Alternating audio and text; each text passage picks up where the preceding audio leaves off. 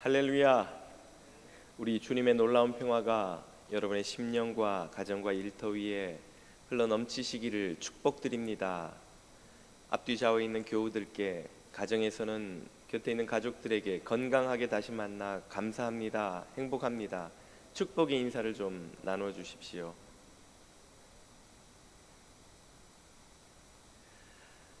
이 힘겨운 팬데믹의 시대를 건강하게 안전하게 잘 이겨내시고 통과하시기를 또 축복합니다.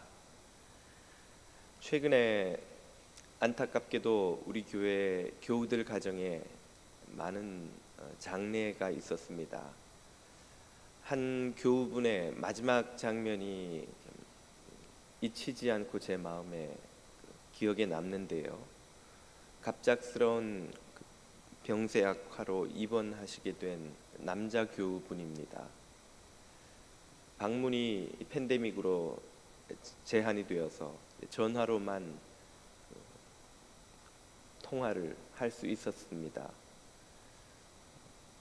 힘겨운 목소리였지만 또박또박 분명한 그 음성으로 제게 말씀하시기를, 목사님, 제 삶이 얼마나 남았을지 모르지만 남은 생에 주님만 위해 살다가 가고 싶습니다.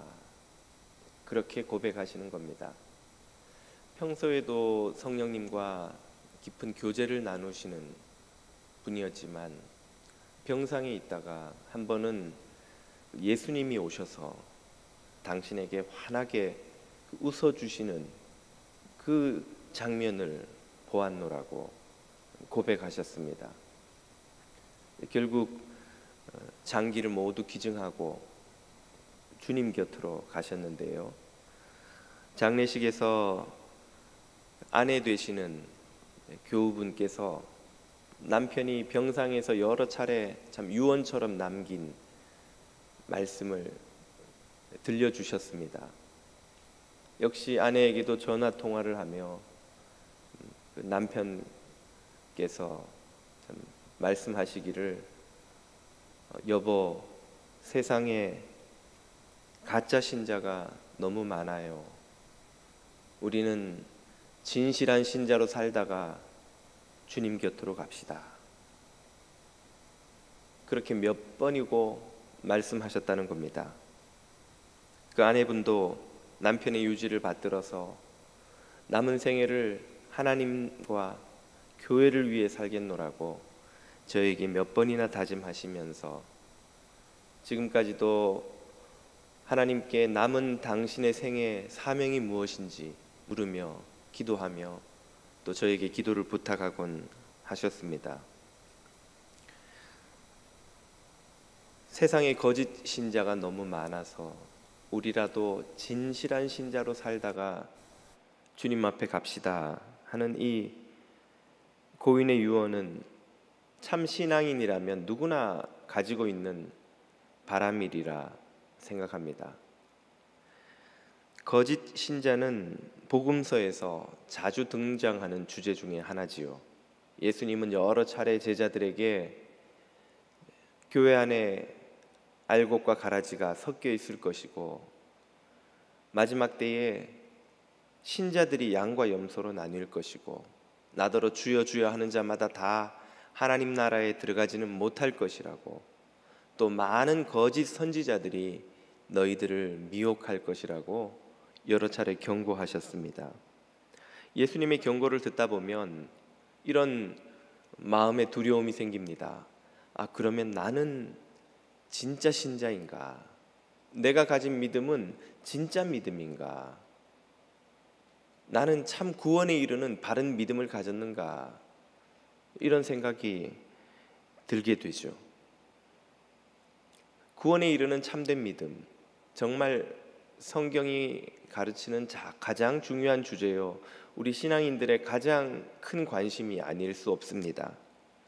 참된 믿음이란 무엇일까요? 그 믿음은 어떻게 우리가 얻게 되는 것일까요? 오늘 본문에 등장하는 수가성 사람들이 그 답을 들려줍니다. 오늘 본문은 예수님과 사마리아 여인이 야곱의 우물가에서 만나서 벌어지는 사건의 마지막 대목입니다. 그 여인이 살던 곳은 수가성으로 알려져 있죠. 지금 보시는 꽤 오래된, 아마도 19세기 말쯤일 텐데요. 이 사진을 보시면 오른쪽 중앙에 있는 야곱의 우물이 바로 예수님과 사마리아 여인의 만남이 벌어진 그 장소입니다. 거기서 북서쪽으로 중앙 위쪽으로 쭉 올라가면 반마일쯤 떨어진 곳에 수가성이라고 있죠.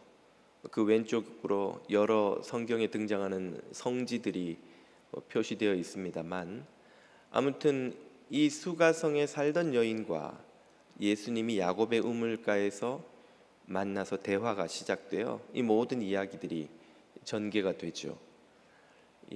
지금 사진은 20세기 한 중반쯤 된 것으로 보이는데요.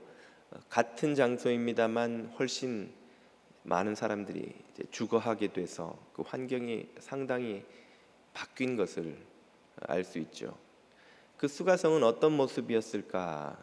역시 그 당시의 사진을 보면 지금 저 뒤에 이제 에발산으로 보이는데요. 산을 배경으로 한 수가성의 모습이 있습니다. 또 다른 사진도 한번 보시죠. 이것 역시 수가성을 찍은 사진입니다. 이야기는 이렇게 흘러가죠. 예수님을 만난 여인이 물동이도 버려두고 수가성 마을로 달려들어가 마을 사람들에게 자신이 만난 그 예수님에 관한 소식을 증언합니다. 그녀의 말을 듣고 사람들이 우물가로 와서 아마도 그녀처럼 예수님으로부터 일정 시간 말씀을 들었으리라 생각이 됩니다. 그리고는 예수님을 자신의 마을로 초대하죠. 같이 머물기를 요청하고 예수님이 응답하셔서 수가성으로 가셔서 이틀을 머무시게 됩니다. 수가성은 사마리아에서 최초로 복음을 듣고 받아들인 마을이 되지요. 이 내용을 쭉 묘사한 사건의 마지막 대목이 오늘 우리가 읽은 본문인데요. 4개의 짧은 구절입니다만 여기에 같은 의미를 가진 단어가 4번이나 등장합니다. 한 절에 한 번 등장하는 꼴이죠. 그 단어가 무엇일까요? 39절부터 잠깐 보십시오. 사마리아인들이 예수를 믿는지라. 믿는지라. 41절 믿는 자가 더욱 많아. 42절 우리가 믿는 것은 구주신 줄 알미라. 역시 믿음이라는 의미이죠. 매 절마다 한 번꼴로 믿음이라는 단어가 나옵니다. 그 뜻은 이 단락이 이야기하고자 하는 중심 주제가 바로 믿음이라는 거예요. 믿음. 4번이나 반복해서 믿음이라는 단어를 쓰는데, 그러나 이 믿음은 서로 깊이가 다른 2가지 믿음을 각각 묘사하고 있습니다. 42절을 보면 이렇게 그 다른 2개의 믿음이 소개되죠. 수가성 사람들이 그 여자에게 말하되 우리가 지금 믿는 것은, 그들이 가진 믿음의 어느 단계가 소개되는데, 지금 믿는 것은 너의 말을 인함이 아니니, 그 말은 처음에는 그녀의 말 때문에 믿었다는 말이죠. 지금 우리가 믿는 이것은 우리가 친히 듣고 그가 세상의 구주신 줄 알고 믿음이니라. 자, 지금 믿는 믿음과 처음에 너의 말을 듣고 믿는 믿음, 그게 다르다는 뜻입니다. 처음에는 너의 말을 듣고 믿었지만 지금은 친히 듣고 믿었다. 즉 A 때문에 믿었지만 이제는 B 때문에 믿는다. A 때문에 믿는 것은 종착역에 도달한 궁극적인 믿음의 마지막 단계가 아니라 말이죠. A 때문에 믿은 것은 지나치는 믿음, 거쳐가는 믿음이라면 이제 B 때문에 믿는 믿음, 마지막 종착역에 도달해서 완성된 혹은 완전한 믿음에 이제는 이르렀다, 그런 뜻이죠. 그러면 무엇이 신앙인의 종착역에 도달한 온전한 믿음이요, 무엇이 거쳐가는 믿음이며 불완전한 믿음인 걸까요? 먼저 거쳐가는 믿음, 불완전한 믿음이 무엇인지부터 보겠습니다. 그것을 두 가지로 요약해 설명드릴 수 있는데요. 첫째는 놀람이 만들어내는 믿음입니다. 놀라운 경험 때문에 생기는 믿음이라는 뜻이죠. 39절입니다. 여자의 말이 그가 나의 행한 모든 것을 내게 말하였다 증거하므로, 그녀의 말과 그녀의 증언하는 모습 때문에 사람들이 놀라서, 이런 뜻이에요. 문맥상 그 동네 중에 많은 사마리아인이 예수를 믿는지라. 자, 여기 믿음의 한 단계가 소개됩니다. 사마리아인들이 예수님을 믿었어요. 왜 믿었느냐? 그녀의 말 때문에. 그녀의 말이 이 사마리아인들을 놀라게 했기 때문이라는 겁니다. 이 사마리아인들이 예수님을 믿기 위해 넘어야 했던 장애물이 무엇인지 한번 먼저 생각을 해보십시오. 유대인들이 사마리아인들을 어떻게 여겼다고요? 유대인들은 이방인들을 개처럼 여기고 그 개 같은 이방인보다 더 멸시했던 인물이 바로 사마리아인들이에요. 개보다 더 멸시하고 괄시하고 천시하고 무시하고 경시하는 인물, 그게 사마리아인들이에요. 입장을 바꾸어 놓고 유대인들로부터 그런 대우를 받는 사마리아인들은 그러면 유대인들을 어떻게 생각했겠어요? 저 사람들은 우리를 천시하고 멸시하고 괄시하고 경시하고 괴롭히지만 우리는 유대인들을 좋아합니다 라고 하겠습니까? 아마 모르긴 해도 똑같이 사마리아인들도 유대인들을 경멸하고 미워하고 원수처럼 여겼을 겁니다. 그러니까 유대인과 사마리아인들이 서로 말도 섞지 않는 거예요. 사마리아 지역을 지나던 유대인들이 종종 강도를 당하는, 테러를 당하는 것이죠. 사실은 그 아픈 역사가 지금까지 이어오고 있죠.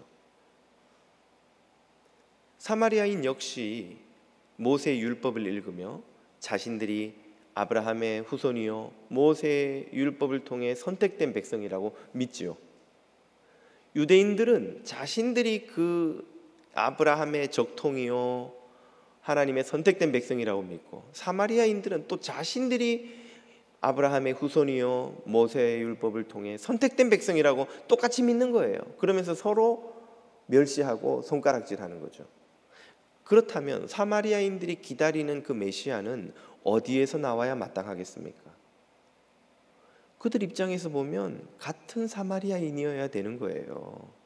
우리가 그토록 기다려온 메시아가 같은 사마리아인 사이에서 나와야 되는데, 지금 유대인 남자가, 듣도 보도 못한 한 남자가 우물가에 있다는데 그 사람이 메시아라는 거예요. 그 말을 어떻게 믿겠어요?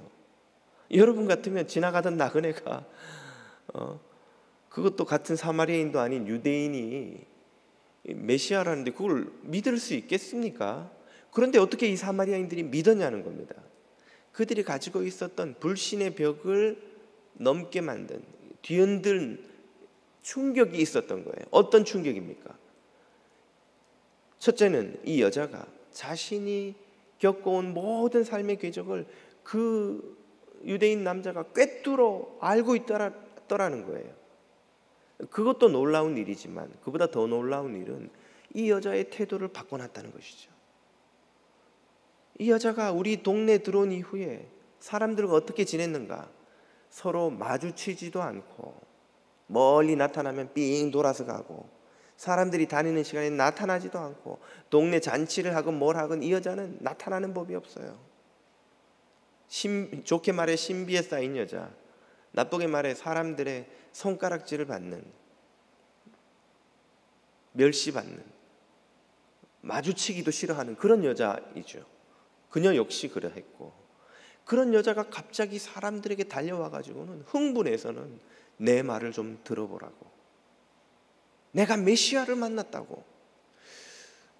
정말 이 여자의 과거를 다 꿰뚫어 보았는지 어땠는지는 자기들이, 수가성 사람들이 알 길이 없지만 무언가가 있지 않으면 이 여자의 태도를 이렇게 바꿔 놓을 수는 없다는 생각을 하게 되는 거예요. 이 여자의 변화된 삶의 태도가 이 수가성 사람들에겐 놀라움과 호기심을 불러일으킨 것이죠. 그렇다면 그 우물가에 있다는 유대인 남자를 한번 봐야 되지 않을까? 도대체 어떤 남자이길래 이 여자를 이렇게 바꾸어 놓았단 말인가? 이런 놀람이 이 사마리아인들로 하여금 회의와 불신과 거부감에 그 울타리를 넘어서 그들의 발걸음을 우물가로 이끌게 했던 것입니다. 이처럼 우리를 놀라게 만드는 것들은 마치 지진이 벽을 흔들어서 금을 가게 만들듯 우리의 마음에 있는 견고한 불신과 의심, 회의의 울타리를 뒤흔들어 놓는 힘이 있습니다.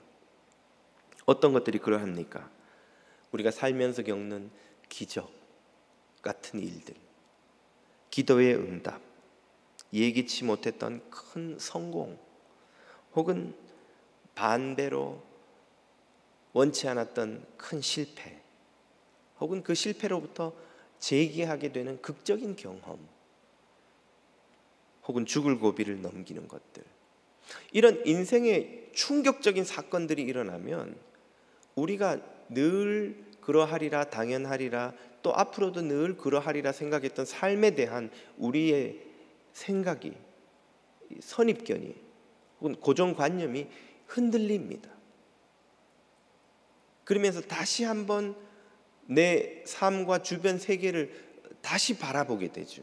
그런 과정에서 우리의 불신이나 의심, 회의가 금이 가기 시작하는 거예요. 그리고 믿음의 세계를 엿보게 되는 그런 기회가 되는 것이죠. 놀람은 믿음을 만들어낼 수 있는 계기가 됩니다. 또 하나는 사람 때문에 생기는 믿음입니다. 사람이 우리가 믿음을 가지게 도와줄 수 있다는 거예요. 42절을 보십시오. 그 여자에게 수가성 사람들이 말하되 이제 우리가 믿는 것은 내 말을 인함이 아니니. 이 말은 처음에는 무엇 때문에 믿었다는 거예요? 그녀의 말 때문에 믿었다는 것이죠. 그녀의 말 때문에. 그 사마리아 여인의 말이 처음에는 수가성 사람들에게 일정한 믿음을 가지게 만들어 줬다 이 말이에요. 처음에는. 지금은 아니라고 하니까. 뭘 의미합니까? 사람의 말이나 행동이나 삶이 타인에게, 다른 이들에게 믿음을 갖게 만들어주는 효과가 있다는 것이죠. 왜 그렇습니까? 사람의 말 자체에는 힘이 있기 때문이에요. 여러분, 말 한마디로 얼마를 갚아요? 천냥빚을 갚는다고 합니다. 선한 말 한마디가 지치고 상하고 죽고 싶은 사람을 살리기도 해요. 악하고 가시돋친 말 한마디가 사람의 마음을 헤집어 놓고 쥐어뜯고 심지어 죽고 싶게 만들게, 괴롭게 만들기도 합니다. 사람의 선한 행실은 다른 이들의 마음속에 이기심의 그 울타리를 무너뜨리는 힘이 있어요. 사람의 선한 삶, 변화된 삶의 태도는 주변 사람들에게 분명한 일정한 영향을 미칩니다. 그래서 내가 신뢰하고 사랑하고 혹은 존경하고 좋아하는 그 어떤 사람의 말 때문에 우리는 교회 가고 싶은 마음이 들기도 하고 예수를 믿고 싶은 마음이 들기도 하고 또 예수님에 대한 믿음이 생기기도 합니다. 제가 전에 잠깐 말씀드렸던가요? 지금은 고인이 되신 황수관 박사님이 전도한 이야기. 병상에 누워있는 환자를 담당 의사가 매일 아침마다 죽을 쏘다가 갖다 주니까 입원비가 부족해서 막 고민하고 있으니까 걱정하지 마시라고, 부족한 건 내가 내드리겠다고.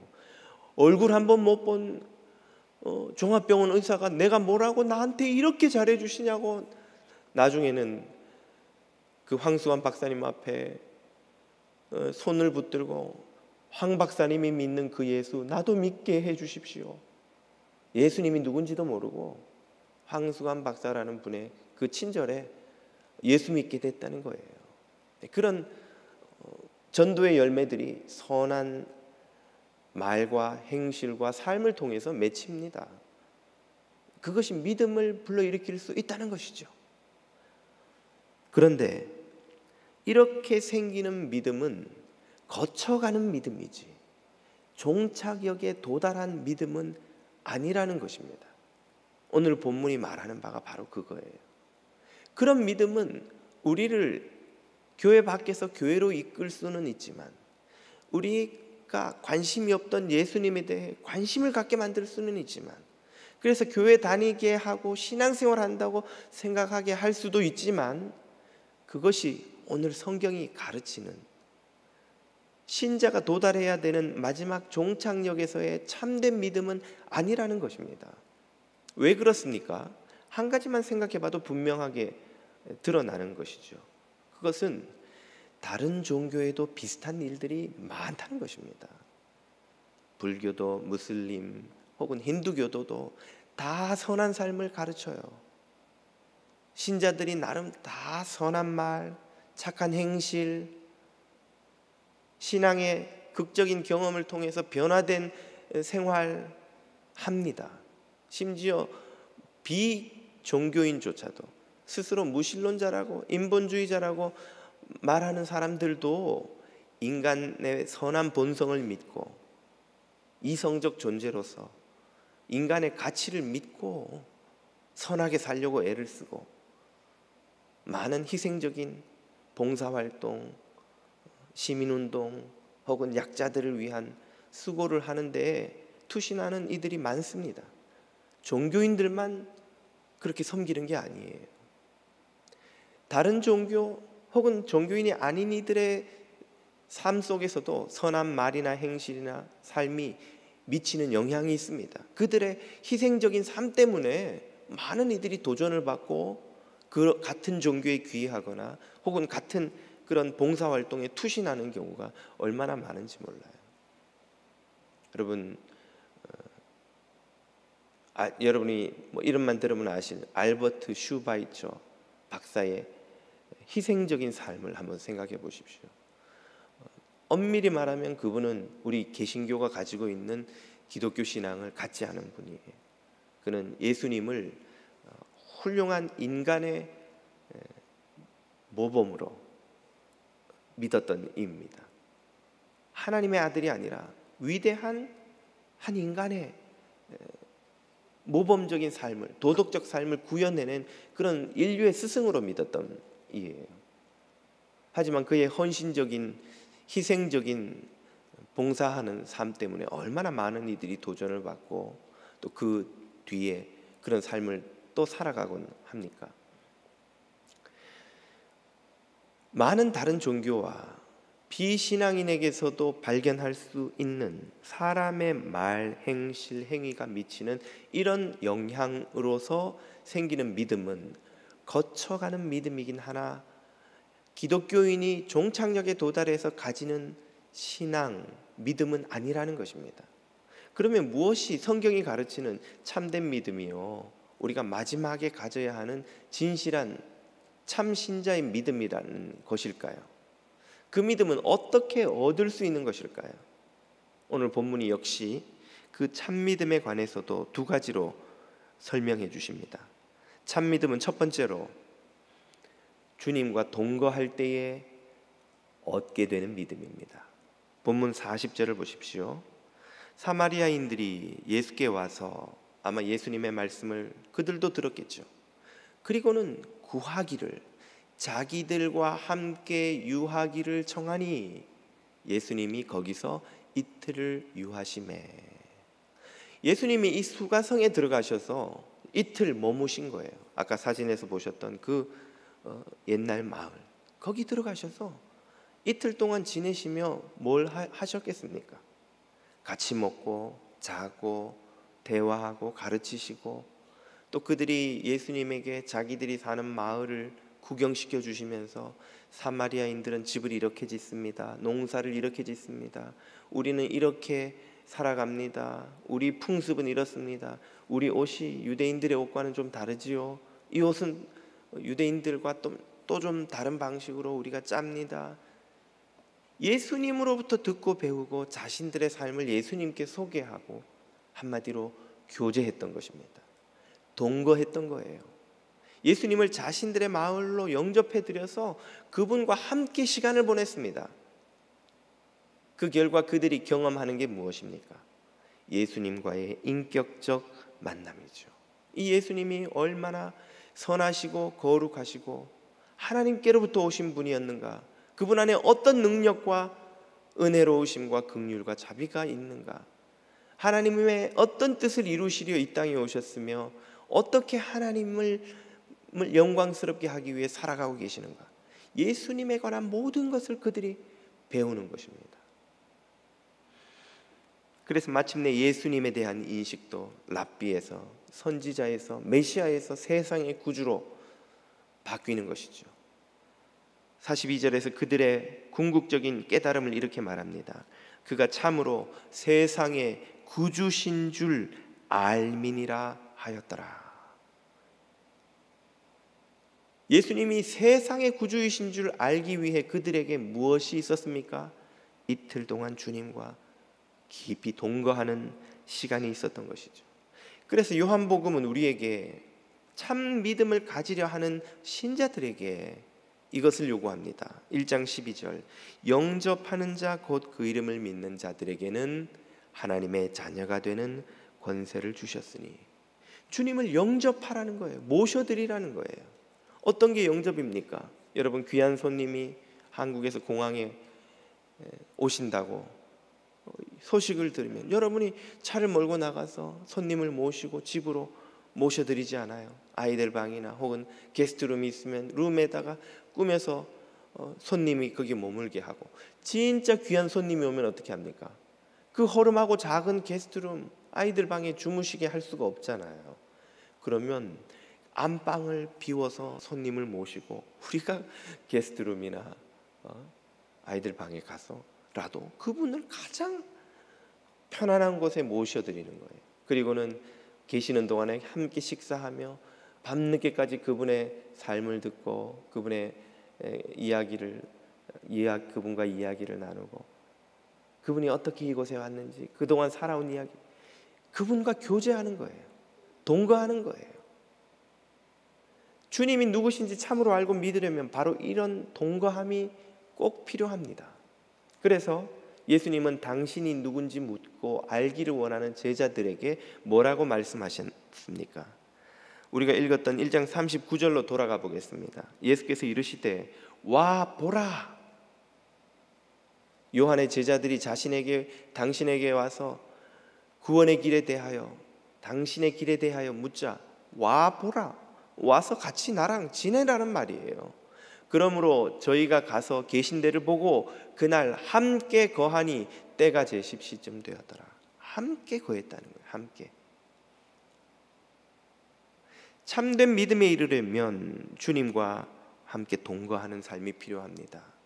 그 동거는 결혼 생활과 같은 거예요. 우리가 혼자 총각으로 처녀로 살다가 결혼을 하면 그때부터 무엇이 바뀝니까? 우리의 일거수일투족이 모두 배우자인 그와 함께 하게 되는 거예요. 이제는 혼자 하는 무엇인가가 더 이상 이 세상에, 내 생에는 존재하지 않는 겁니다. 모든 걸 그를 의식하지 않을 수 없어요. 그녀와 의논하지 않을 수 없습니다.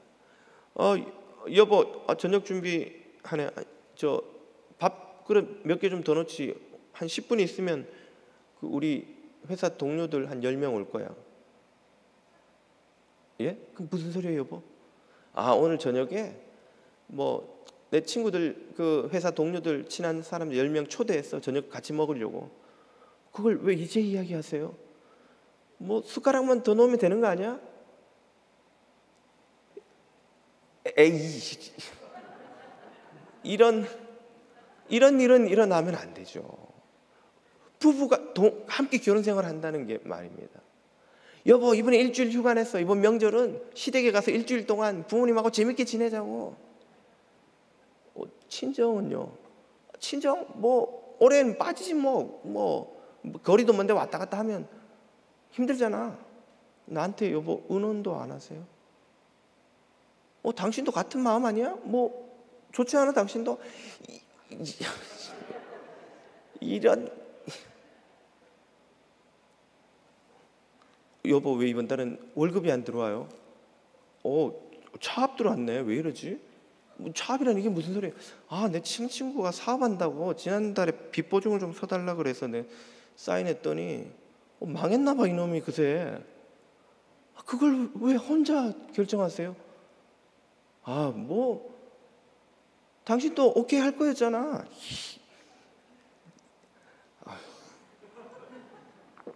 이건 결혼 생활이 아니죠. 결혼 생활은 모든 걸 배우자를 의식하는 거예요. 배우자와 의논하는 거예요. 무엇을 하든 그 사람의 뜻과 마음과 생각과 의지가 중요해지는 겁니다. 이게 주님과 동거하는 거예요. 주님이 우리 삶에 들어오셔서 이제는 주님을 의식하지 않고는, 주님의 뜻을 묻지 않고는, 주님의 생각을 의식하지 않고는 그 어떤 결정도 행함도 삶도 더 이상 혼자서는 살아갈 수 없는 상태, 이것이 주님과의 동거함입니다. 만약에 그 배우자를 전혀 신경 쓰지 않는다면 그게 어떻게 결혼이며 그게 어떻게 동거라 할 수 있겠습니까? 결혼식을 올리고는 여보 새 집에 다 내가 집안 가구 들여놨으니까 들어가 지내. 그러더니 일주일 내에 집에 들어오지는 않고 친구들하고 퍼마시고 놀다가 옛날 결혼 전에 여자친구들 만나서 놀다가 주말 되어서는 슬금슬금 들어와서는 이번 일요일엔 집에 있어야 되겠다. 뭐 밥이나 좀 해줘봐. 만약에 그런 남편이 있다면 그것이 어떻게 결혼 생활이라 할 것이며 동거 생활이라 하겠습니까? 그런데 우리 그리스도인들이 혹시 신앙 생활을, 주님과의 영적인 결혼 생활을 그렇게 하고 있지 않는지요? 일주일 내에 세상에서 세상 생각만 하며 세상 것만 바라보며 살다가 주일이 되면 잠깐 교회에 들러서 주님이 잘 계신가 이렇게 한번 들여다보는, 마치 교도소 면회 가듯 주일날 주님을 면회 가시는 분들은, 면회 오신 분들은 없으신지요? 일요일이다, 야 면회 갈 시간 돼서 빨리 면회 갈 거 필요한 거 챙겨. 목사님 면회 신청합니다. 예, 거기 안내지 받으시고 면회 신청서 그 통에 넣으세요. 네, 잘 넣으셨습니다. 1시간 드리겠습니다. 주님과 1시간 잘 면회하시고 가세요. 주님 잘 계셨죠? 예. 얼굴 보니까 잘 지내신 것 같으네요. 제가 필요한 리스트 넣어드렸으니까 이번 주 내에 좀 응답해 주시고, 두둑히 넣었으니까 맛있는 거 좀 사드시고 다음 주 올 때까지 또 한 주간 잘 지내세요. 예, 주님, 목사님 우리 주님 잘 부탁드립니다. 걱정 마세요. 신경 안 쓰셔도 제가 주님은 잘 모실 테니까 한 주일 동안 원하는 대로 살다가 또 다음 주일에 오세요. 코미디 같지만 우리가 믿는다 하면서 주님과 동행하는 삶을 이렇게 살고 있지는 않는지요? 주님과 동거하지 않는다면 그것은 참으로 주님을 믿는 것이라 할 수 없습니다.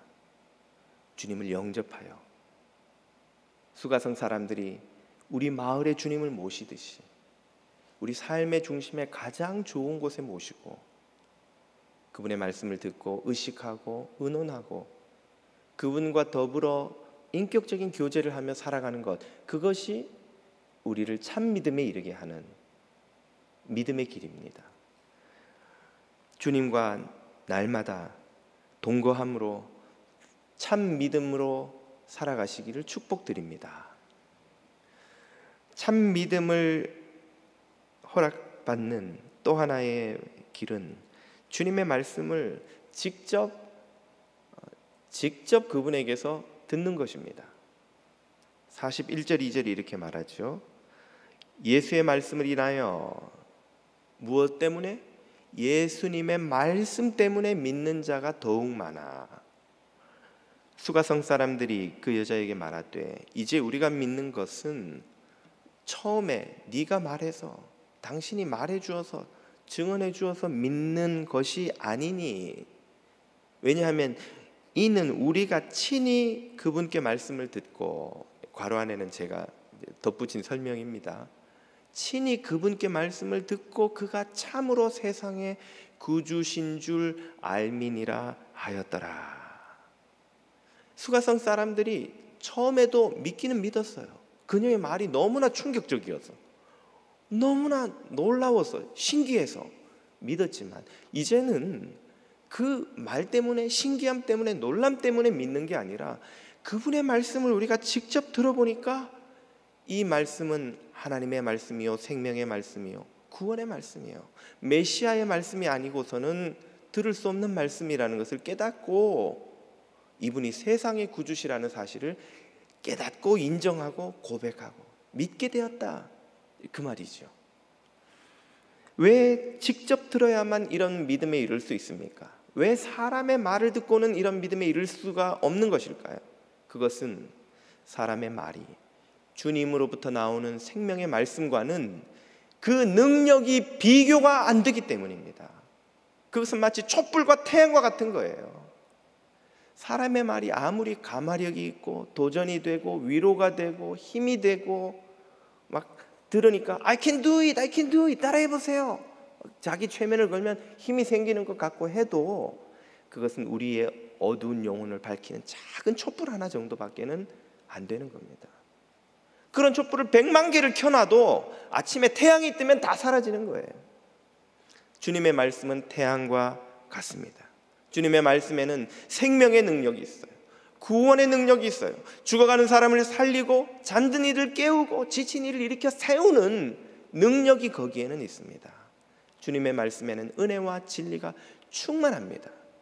주님의 말씀은 태양이 대지를, 죽음의 땅을, 동토를 봄으로 바꾸고 여름으로 바꾸고 꽃이 만발하고 풍성한 숲으로 바꾸고 생명의 열매가 가득 맺히게 하는 것처럼 이 세상을 생명의 땅으로 바꾸는 능력이 거기에는 있는 줄 믿으시기 바랍니다. 하나님의 말씀은 히브리서 4장 12절 살았고 운동력이 있어 좌우의 날선 어떤 검보다 예리하여 혼과 영과 관절과 골수를 찔러 쪼개기까지 하며 또 마음의 생각과 뜻을 감찰하시는 이런 능력을, 죄인의 영혼을 수술하고 치유하고 죽이고 다시 살려서 거듭나게 만드시는, 천국 백성 만드시는 이런 생명의 말씀의 능력이 어떤 사람의 말에도 없기 때문입니다. 어떤 사람의 말로도, 어떤 달변가의, 어떤 철학자의, 어떤 지식인의 유려한 말로도 생명을 살리는 구원은 일어나지 않기 때문이에요. 그것은 오직 하나님의 말씀의 능력에만 있는 줄을 믿으시기 바랍니다. 그래서 말씀 듣는 이들은 항상 주님이 칭찬하십니다. 마리아에게 뭐라고 칭찬하셨습니까? 누가복음 10장 마리아는 이 좋은 편, 말씀 듣는 편을 택하였으니 결단코 빼앗기지 아니하리라. 이것보다 좋은 게 없다는 거예요. 귀 있는 자는 들을지어다, 들을지어다. 나는 씨 뿌리는 자다. 나는 세상에 생명의 씨를 뿌린다. 좋은 밭에 이 씨가 떨어지면 30배, 60배, 100배의 열매를 거두게 될 것이다.